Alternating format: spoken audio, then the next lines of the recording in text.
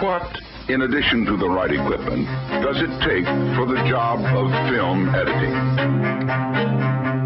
Welcome to The Green Room, the official podcast of AOTG.com, and I'm your host, Gordon Brickell. In this episode, I'm interviewing Lawrence Jordan. Lawrence has been in the film industry since the 80s, working primarily as an editor, and we discuss his current project, which is helping those just starting out get into assisting editing with his new company, Master of the Workflow. Now, this episode, we're going to talk about his work as an editor, as well as his work with 2Pop, which is an early forum for those who were editing in the early 2000s, as well as his current project, Master of the Workflow. With all that said, here's my interview with Lawrence Jordan.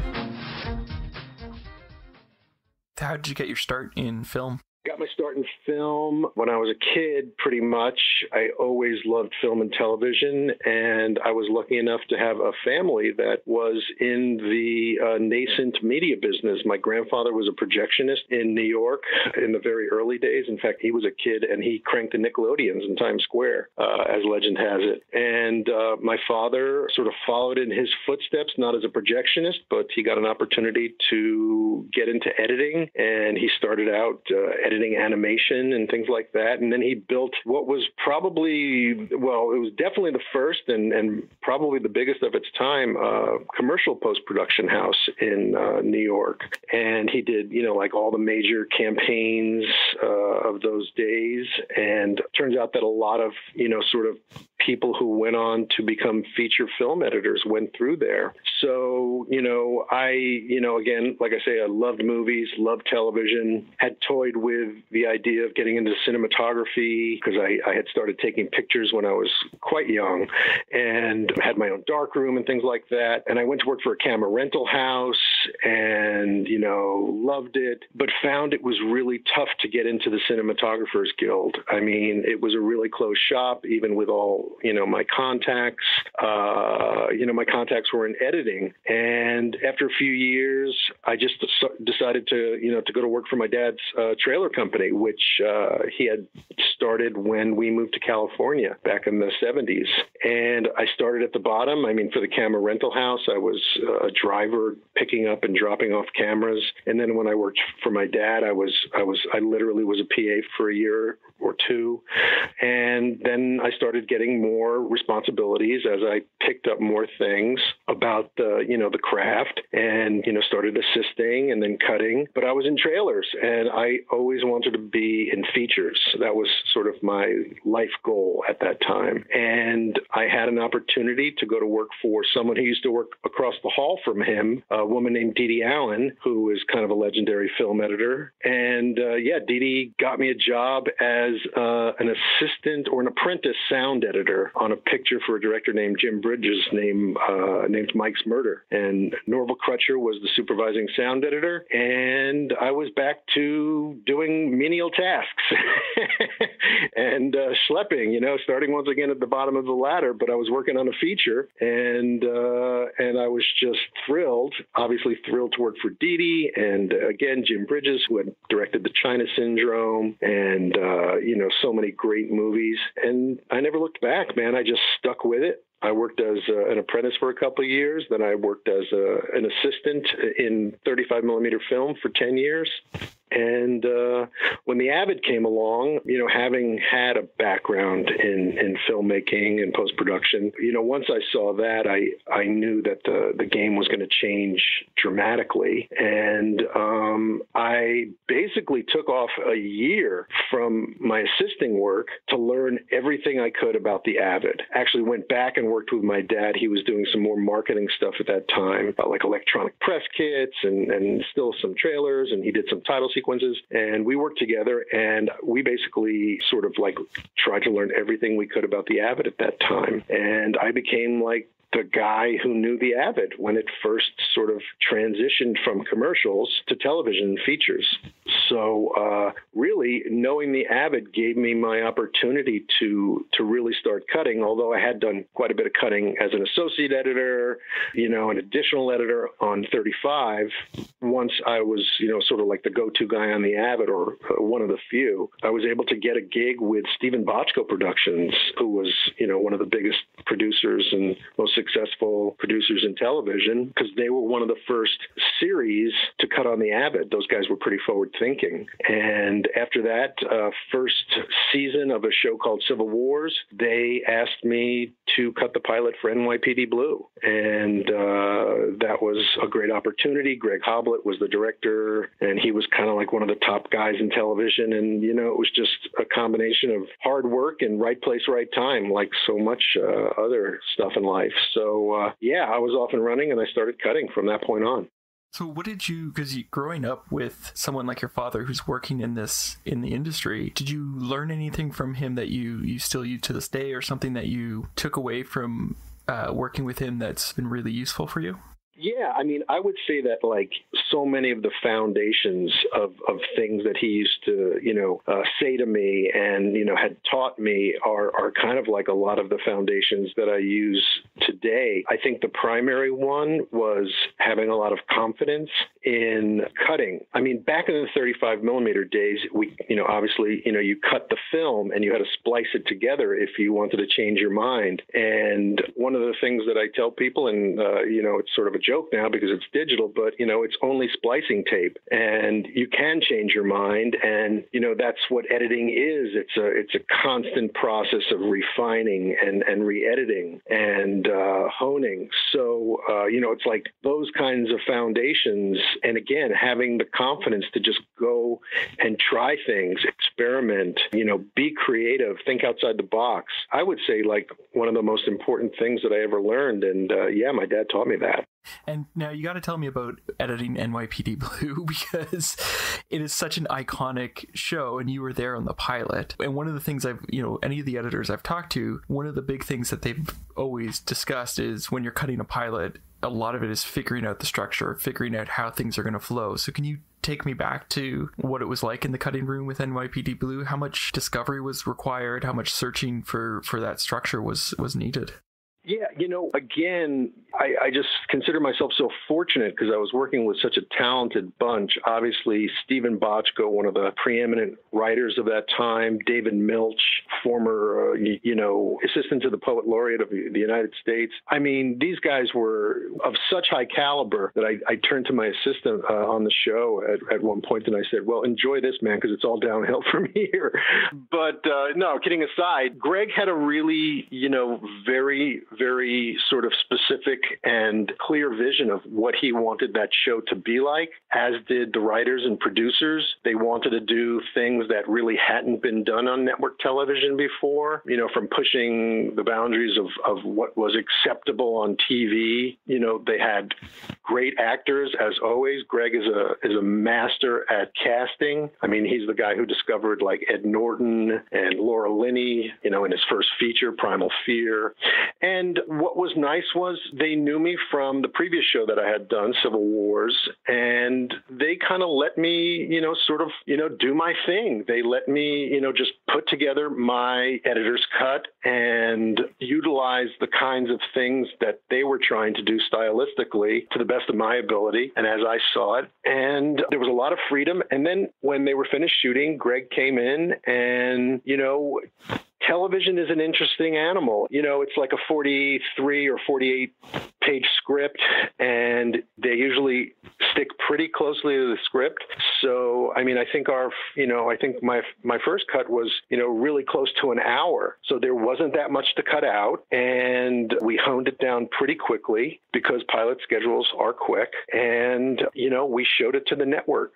Bob Iger, who is now the chairman of Disney, was the executive in charge at ABC at the time, and he came into Stephen's screening room and he watched it. it, and he gave us his feedback, and we were, off and running. Unique in that situation, though, was that Stephen, because of his background and his track record, we already had a commitment for, I think, an initial 12 episodes. So we were going to make 12 no matter what. It was a pilot, but they already had a commitment. And I think at some point during that 12 episode, shooting production period, they committed to the full 22 episodes.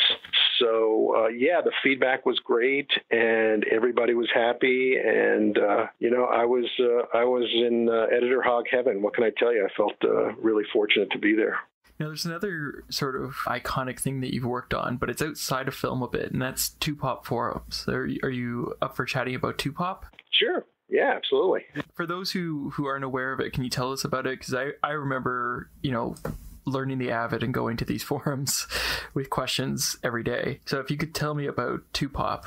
Two Pop was an idea, because I saw the Avid, and the Avid was based on the Macintosh, and I had previously, had a PC when I was sort of like younger, and I would, do some writing and, things like that, and it was all command line interface stuff. But when I saw the Avid and I saw the Mac for the first time, which was in 1991, it was like I was struck by a bolt of lightning, man.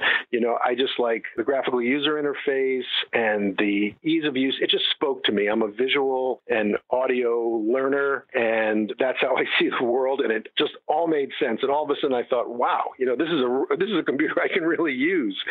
And I just fell in love with the Mac. I really became sort of a Mac geek and went to a lot of Mac user group meetings. I used to go down to like the Department of Water and Power building down in LA and just learn about all the new things that were happening in the development of the Mac. And of course, digital video was my primary area of interest. I was just so fascinated with the fact that we were going to soon be cutting movies on a computer. And I also, this was also sort of like the beginnings of the web and, starting from, again, text-only user groups and special interest groups, or SIGs as they used to be called, where we would find out the latest information about digital video or what have you. The Mozilla browser came out, and I just really was into it. I was right place, right time, and I was young, and I was, seeing this technology develop, and I just, fell in love with the web. And after a few years, I started to consult a little bit with Randy Ubilos from Adobe. He came down and he asked me, what my thoughts were about Adobe Premiere at the time, which he had developed. And we sort of developed this relationship where, I would give feedback and tell him what I needed as an editor. And at some point, he said he was leaving Adobe and he was going to work for a company called Macromedia, who developed Flash initially, and Macromedia Director. And they said that they wanted to create a video editing product. So he created a team and he went to Macromedia and they started working on a product called KeyGrip. And, Randy kind of like would, bend my ear a little bit here and there, and he would talk to me. He actually came down and told me. I remember him coming down to a film I was working on and telling me about there's this new format called DV coming out. And I'm like, wow, it's like a digital file that you can just transfer and, and I was just, blown away. I mean, right, now, of course, it seems pretty quaint, but it was a major breakthrough at the time. I mean, standard def linear tape was still the predominant, media at that time. So we had talked about it, and I actually went up to Apple a couple of times and talked to people like him and Michael Wall, who was working on the project. And I met a guy named Ralph Fairweather, who was their sort of like support guy. Now, just because Macromedia wasn't owned by Apple, but I believe KeyGrip moves to Apple and becomes Final Cut Pro, does it not? Yes. I'm sorry, I got ahead of myself. At a certain point, I saw that Macromedia decided to sell off the video product to Apple. Steve Jobs had come back, and he wanted a video product. I mean, obviously that guy was a visionary, and he bought the KeyGrip product from Macromedia. I think he paid $22 million for it or something, but you'd have to check that. And they all moved over to Apple. And being the Mac head I was just, over the moon. I mean, this was like, oh my God, this is going to be an Apple product. Fantastic. And they continued to work on it. This was over a period of, probably 3 or 4 years. And I was kind of at the stage, every time I would finish a film as a freelancer, you're in between jobs and things like that. And I was like, oh man, I'm going to create a website about this thing and everything and become the information portal for Final Cut Pro. Because I had been afforded so many opportunities to get into the industry. And, I really wanted to share that knowledge. And I love teaching. And I thought a website with forums would be a great way to do that. And I just started working on it. I built it. This is before WordPress and things like that. I built it in a piece of software called Adobe Go Live. And there were some Perl scripts that you could build bulletin boards out of. And, I worked, day and night. And I got this thing called Tupop.com up and running. I made my first post introducing the forum and Tupop and what we were about. And I got to tell you, Gordon, it was so quick, whereas so many people just filled those forums and had the same passion that I did for digital video. And it just exploded. I mean, it became this amazing community for people who wanted to find out and share information about Final Cut Pro, digital video, digital filmmaking, and so on. So, that was kind of like the beginnings of Tupop. But, the thing is that I still wanted to cut feature films. And as successful as that thing became, I still was looking to advance my career as an editor. So I was kind of like a little bit of a split personality because Tupop had really taken off, and I got offered a job by some guys who had created this bigger network of websites, Creative Planet, to kind of come in, and they would sort of nurture Tupop and provide resources. They had a boatload of money invested in them during the first internet boom in 2000. And so I went and I sort of brought Tupop over there, and they paid me as a consultant. And I did that for about a year. I actually sort of scooped up Ralph Fairweather from Apple, and he sort of joined the team and, was a invaluable resource because this guy knew every nook and cranny of Final Cut, certainly better than me. And he supported the community. And then out of that, Michael Horton created the LA Final Cut Pro user group, and Daniel Berube created Boston, and it spread like wildfire. But after about a year, I got offered a picture, and I said, I got to go do that. So I kind of left Tupop in Ralph's hands, and they kept growing it, and they kept growing the community because, there's nothing more accessible than an Apple product, even though at the time it was $1,000 compared to the Avid, that was peanuts. I mean, I think I paid $120,000 for my first Avid setup. I always tell students, whenever I'm talking to students and they're complaining about the price of software, I'm always like, well, the Avid, people mortgaged their houses for it. People took out loans to get it. It wasn't cheap. Oh, yeah. Yeah, many loans. But, I would bring the Avid on my own shows. And, the other thing that got me so excited about Final Cut was, again, it was like the democratization of the media. It was no longer held in the hands of the few. And, independent creators and artists from every walk of life could harness this power and use it to create films and programs. And look at it now. I mean, YouTube and Vimeo and places like that, where you have, all kinds of people doing their thing and becoming filmmakers. And I think the streaming revolution is just an extension of that. The volume of content is almost overwhelming. I mean, people talk to me about TV shows they're watching or series they're watching, and, I haven't even heard of some of them because there are so many. But like anything else, usually the really talented projects stand out. And that's what it's all about. It's a lot of material, but usually you get to see the good ones if you've got enough time in the day and you're not working too many hours. So I try to catch as much of it as I can.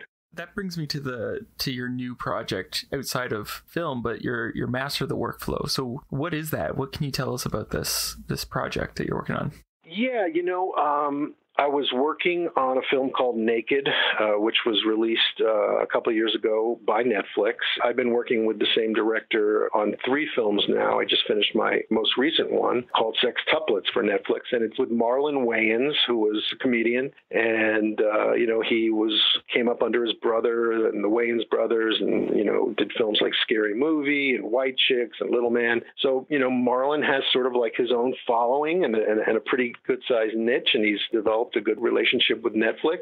And I was doing Naked with an assistant that I had worked with previously named Richard Sanchez, who's a really hardworking and talented guy. And we were in the cutting room, and I've always had a lot of respect for good assistants, because I took a lot of pride in that job, and it's a difficult job, and it's a very sort of unique and niche kind of job that a lot of people don't really understand, especially outside the industry. And, I was just so, happy with Richard's work and how smooth our workflow was going and how on top of it he was.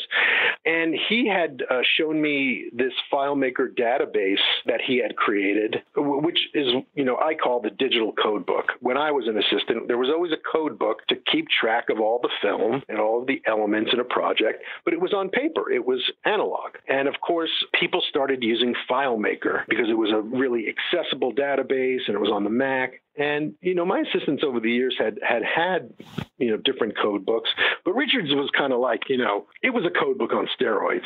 I mean, he really kind of built that thing out, and he taught himself, a couple of like sort of scripting languages and things like that. And he built this thing to track the visual effects. And so, I basically sat down with him one day and I said, show me this code book and stuff like that. And so we ended up talking about it for like a few days and stuff. And I don't know, a few days later, I just said to him, I said, man, we should really sort of quantify this information about what an assistant editor does in the digital age. It's just like, you can't learn these things in film school. I mean, you can get an overview and you can get an idea about it, but the nuts and bolts of what an assistant editor does on a feature from start to finish, and not only the technical aspects, but the political aspects, the diplomacy aspects of how you interact with the director and the editor and the producers and the studio.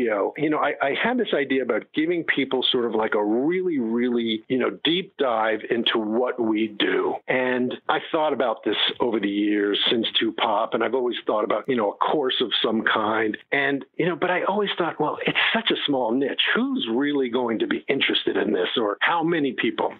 So Richard and I talked about it, and then we decided, what we'll do? We'll put up a post on some of the Facebook groups, and we'll see how many people would be interested in this kind of course. And in 48 hours, we had over 300 responses from people who said, definitely interested, please keep me informed. So we thought, well, that's a pretty good response from just a couple of Facebook posts. And to make a long story short, we went on and we created the course. We spoke about it at Michael Horton's group here in LA, LA Creative Pro User Group, formerly LA Final Cut Pro User Group. And we had a lot of people come out and show a high level of interest. And we actually pre-sold the product. We said, this is something, that we're in the midst of developing, and you people could be, the first on board. We gave them a big discount. And that night we sold like 40 of them. And over the next few days, we got emails, and we had our first, we wanted to cap it at 50 students, and we had our first 50 students. And then we continued to develop the course, which was released, I can't remember exactly how many months later, maybe 3 or 4 months later. And I don't know what to say. The response has just been really great. We've put over 400 people through the course in about a year and a half,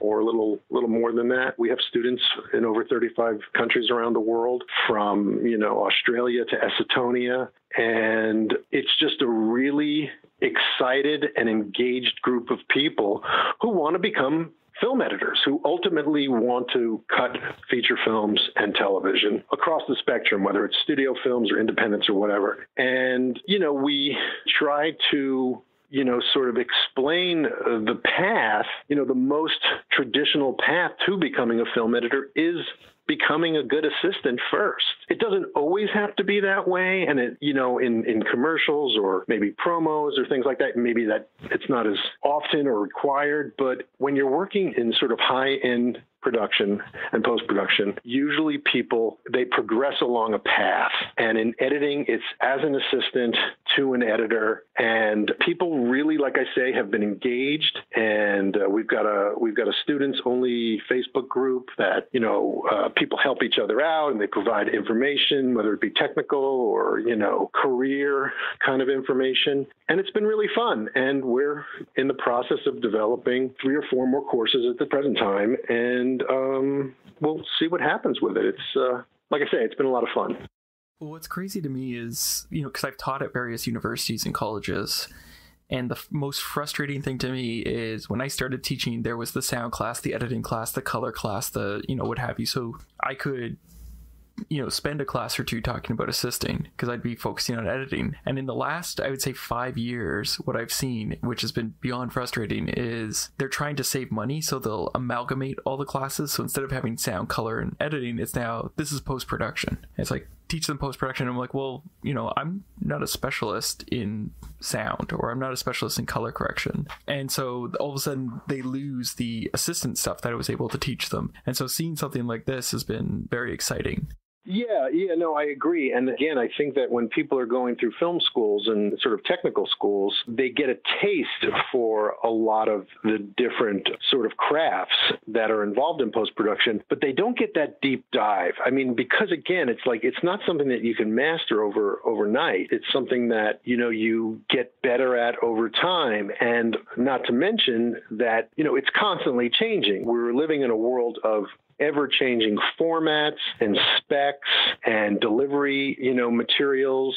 So it's kind of constantly evolving, as you well know. And you've kind of got to keep up with your game. So again, this is the kind of information we want to provide. I think it's great because I think there's a lot of other people teaching specific skill sets, whether it be for color correction or what have you. But our world is a very specific world, assisting, editing, visual effects assisting, visual effects editor, which, a lot of people have no idea even exists and is very different from visual effects compositing or visual effects supervisor. So, sound supervisors, sound editors, Foley editors, dialogue editors. We're an industry of specialists also. I mean, and people end up doing an area of specialization because they get really good at it. And that's what people want to hire them for. You know what I mean? I'm not saying you can't cross over and do a few things, but, so that's our world, in high-end post-production and television and features. And then you've got like the YouTube world where